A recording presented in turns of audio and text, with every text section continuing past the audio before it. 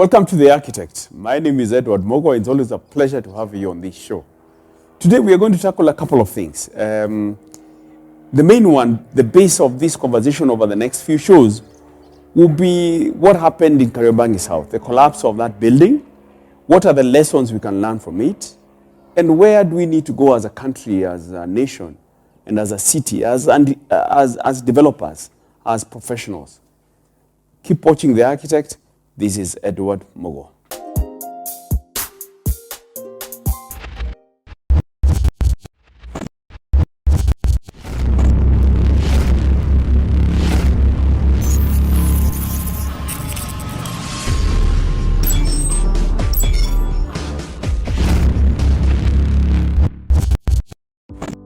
Let me tell you something, my good friends. Buildings do not just go down.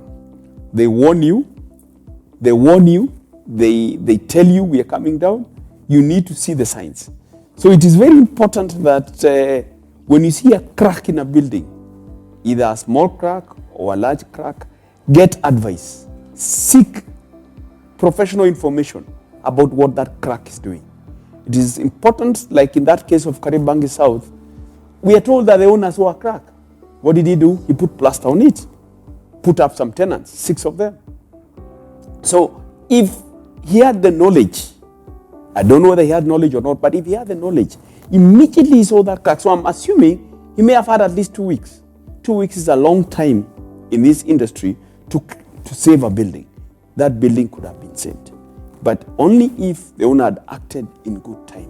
Not closing up the problem. A crack, structural crack with plaster solves nothing. It is not a structural solution. It is just a cosmetic. You are just actually covering up something which is going to explode and explode very badly. And this goes also for tenants. If you go to a building and you find a building has cracks, somebody can tell you these cracks are 1 year old, 2 years old, it doesn't matter. You need to investigate those cracks before you move into the building. There's a case in point. A client came to offices and told us they want to move into a building in Nakuru town. And they told us they want us to be the architects. I sent my team there and we discovered there were actually very major cracks there. We actually told them as the tenants, insist for a structural test to be done.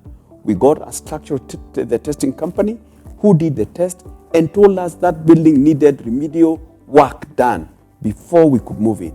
And even we wrote to the landlord and told them this building is unsafe. It needs to be worked on. Suffice to say that my tenant did not move into that building and he ended up moving to another building.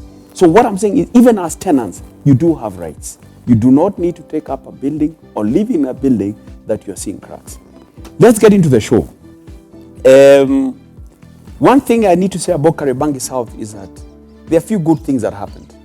One of them is that there was a tenant. I'm told that there's a tenant who recognized what was happening and called in the police and the chief.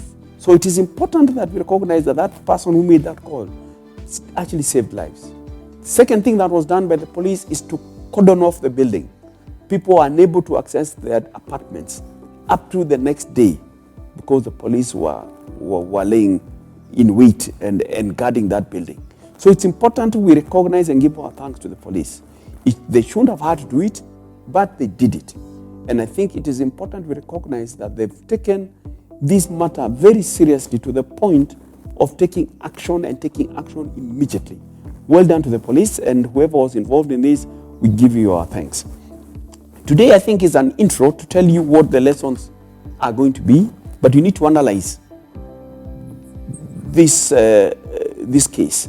Who are the parties involved? In my mind, there are 4 parties. 1 is the owner. 2 is a neighbor who was doing the excavation. Because we are told that the excavation was done and we saw the pictures, and that excavation may have had something to do with the collapse. In fact, it's very likely it did have a very major part to play in the collapse. We have the professionals involved, both professionals from the existing building which collapsed, as well as the professionals of the excavation that was going on, because that was a site going on. It should have had professionals running it. Then the 4th party is the authority in charge of buildings in Nairobi, the county, the NCC. What Where were they?